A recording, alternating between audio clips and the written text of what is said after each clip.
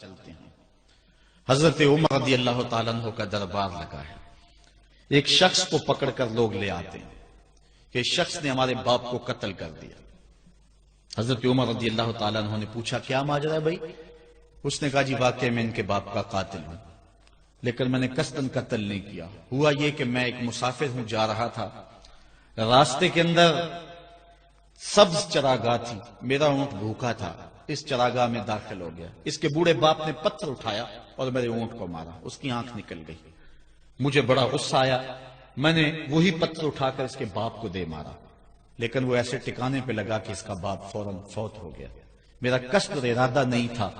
لیکن بہرحال میں اس بات کا اقراری ہوں کہ میں نے اس کے باپ کو قتل کر دیا ہے، آپ جو حکم سنائیں میں اس کو قبول کروں گا، لیکن میں ایک مہلت مانگتا ہوں کہ میرے دوست میرے بھائی کی کوئی رقم میرے ذمے ہے، میرے پاس اس نے امانت رکھی ہوئی ہے اور وہ مجھے پتا ہے کہ میں نے کہاں چھپا کے رکھی ہوئی، اگر آپ فیصلہ کر دیتے اور میری گردن کاٹ دی جاتی ہے تو وہ امانت جو میں نے رکھی ہوئی ہے سنبھال کر کے میرے علاوہ کوئی جانتا بھی نہیں ہے تو وہ اس تک کون پہنچائے گا؟ اگر آپ مجھے 3 دن کی مہلت دے دیں تو میں جا کر کے اس کی امانت اس کو واپس کر کے پھر واپس آؤں گا، پھر یہ پھندا پھانسی کا میں اپنے گلے میں ڈلوانے کے لیے تیار ہوں گا۔ حضرت عمر رضی اللہ تعالیٰ عنہ نے فرمایا کہ کوئی شخص تیری ضمانت دے دے تو ہم تجھے چھٹی دینے کے لیے تیار ہیں۔ اس نے دائیں بائیں دیکھا، پورے مدینے میں اس کا کوئی شناسہ ہی نہیں تھا، واقف ہی نہیں تھا، ایک اجنبی شخص تھا۔ حضرت ابو ذر غفاری کھڑے ہو گئے،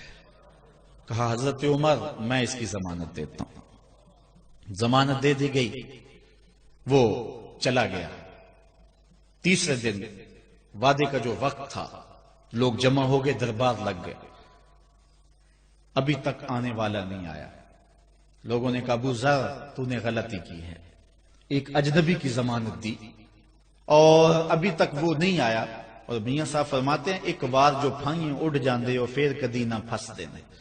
ظاہر ہے وہ چلا گیا، واپس تو نہیں پلٹ کے آئے گا، اسے پتا ہے کہ آگے سیدھی سیدھی میری موت ہے، تو تم نے یہ کیا غلطی کی؟ خیر آپ نے فرمایا کہ اگر وہ نہ آیا تو یہ پھانسی کا پھندا میرے گلے میں ڈال لینا، لیکن بہرحال میں نے اس کی ضمانت دی۔ کچھ عرصہ بیتا کہ دور سے گرد و غبار اڑتا ہوا دکھائی دیا، جب صورت واضح ہوئی تو وہی شخص تھا۔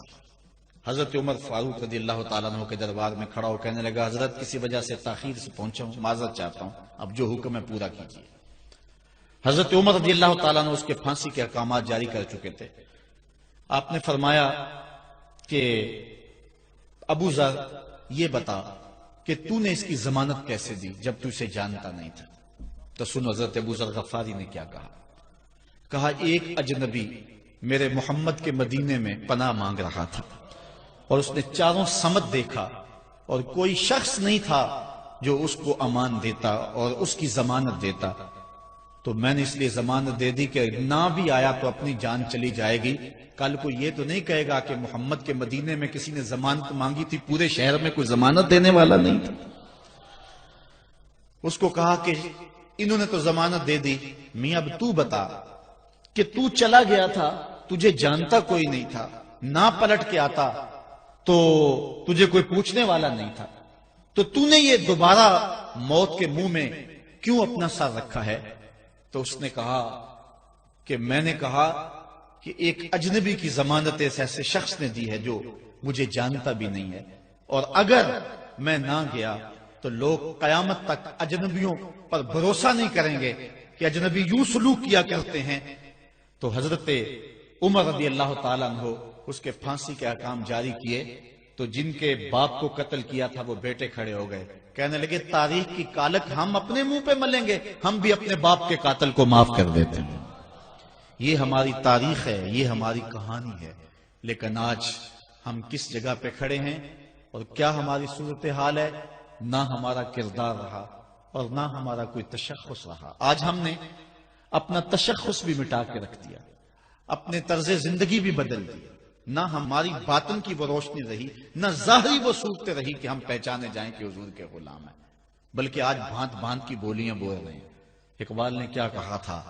اپنی ملت پر قیاس اقوام مغرب سے نہ کر، خاص ہے ترکیب میں تجھے قوم رسول ہاشمی۔ ایک تو وہ حدیث میں نے آپ کے سامنے رکھی جو حضور کا فرمان ہے، الشیطان جاسم علی قلب ابن آدم، انسان کے دل پر شیطان قبضہ جماتا ہے، جب یہ غافل ہوتا ہے تو وسوسہ اندازی شروع کرتا ہے، اور دل اگر پورا سیاہ ہو جائے تو پھر شیطان کے لیے معاملہ ہی آسان ہو گیا، کیونکہ سمجھو کہ دل کے قلعے کی دیواریں منہدم ہو گئی، اب شیطان جدھر سے مرضی آئے جدھر سے مرضی جائے۔ ہاں اب بھی اس کی اصلاح کا طریقہ ہے جو حضور نے ارشاد فرمایا۔ آقا کریم علیہ السلام نے ہمیں کسی معاملے میں بھی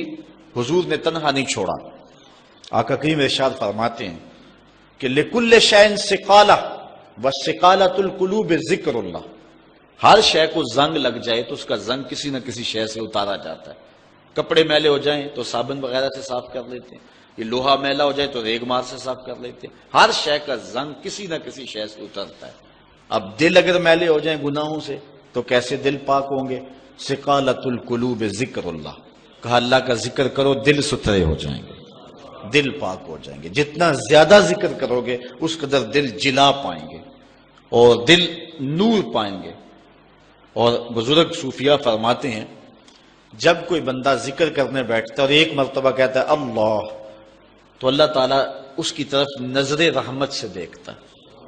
اور جس کی طرف اللہ نظر رحمت سے دیکھتا ہے اس کے 70 گناہ جل کے راکھ ہو جاتے ہیں۔ تو ایک مرتبہ اللہ کہنے سے 70 گناہ مٹ گئے، پھر یہ بار بار تکرار کرتا رہا تو دل جو ہے وہ آہستہ آہستہ مصفہ ہونا شروع ہو جاتا ہے، دل سیکل ہونا شروع ہو جاتا ہے، دل پاکیزہ ہونا شروع ہو جاتا ہے، اس کے اوپر سے غلاظت، گندگی اور جو دل کے اوپر چڑھا ہوا غلاف ہے وہ اتر جاتا ہے، اور دل پھر انوار پانے لگتا ہے، پھر اس کو ذکر بھی چاشنی دیتا ہے، اس کو فکر بھی لذت دیتا ہے، اس کو نماز اور سجدے میں بھی سرور ملتا ہے۔ جب دل پر نور نہ ہو تو پھر شکایت یہ ہوتی ہے نماز پڑھتے ہیں سرور نہیں ملتا، نیک عمل کرتے ہیں لطف نہیں آتا۔ اصل وہ دلوں کے اوپر حجابات آ چکے ہیں، دلوں کے اوپر پردے آ چکے ہیں، اگر وہ اتر جائیں اور وہ کثرت ذکر کے ساتھ جو ہے وہ پردے اتریں گے۔ اب دل 4 طرح کے ہیں، القلوب اربع، دل 4 طرح کے ہیں۔ ایک دل قلب اجرد فیہ سراج یظہر، ایک مومن کا دل وہ بالکل ایسے ہوتا ہے جس طرح چراغ روشن ہوتا ہے، اور مومن کے پاس جو بیٹھے اللہ اس کے دل کو بھی نور کر دیتا ہے، چونکہ دلوں سے نور کی شعائیں نکلتی۔ کسی زمانے میں لوگ اس بات کو نہیں مانتے تھے جو عقل والے تھے، لیکن اس زمانے کے اندر موجودہ سائنس نے اسیری لہروں